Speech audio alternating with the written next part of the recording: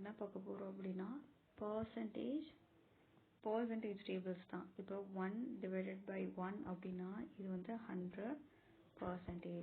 அதுவே 1/2 is equal to 15%. 1/3 வந்துச்சுன்னா 3 இருக்கா, 3 இப்படிங்கிற மாதிரி வச்சுக்கலாம். ஈஸி தான். 3 இருக்கு, 3 1 3. ஓகேவா? 4 வந்துருச்சுன்னா 25%. இப்போ 5ஓட ஸ்கொயர் என்ன? 5 5 are 25. அதனால 5%க்கு இங்கே 5 வராது, அதனால 4%க்கு வந்துடும். அப்போ 4 into 5ங்கிற மாதிரி இங்கே 20% வரும். ஓகே. 1/6க்கு என்னன்னா 6 இருக்கா, 16 2/3% அப்படி வரும். 1/7க்கு 7 இருக்கா, 7 2s are 14 14 2/7 டேபிள் அடிக்கிற மாதிரி பர்சன்டேஜ். 8க்கு வந்துட்டு எப்படி இருக்கும்னா 12.12%. இது மட்டும் கொஞ்சம் கன்ஃபியூசிங்காக இருக்க மாதிரி தான் இருக்குது. ஓகே, இதை க்ளூ வந்தால் சொல்லுங்கள். ஓகேவா?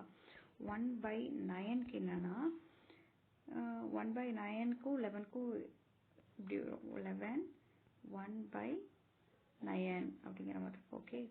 இப்போ 10 1/10க்கு என்னன்னா 10%. ஓகே.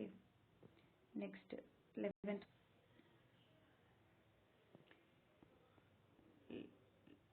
1/11க்கு 9 1/11 இருக்கும். ஓகேவா?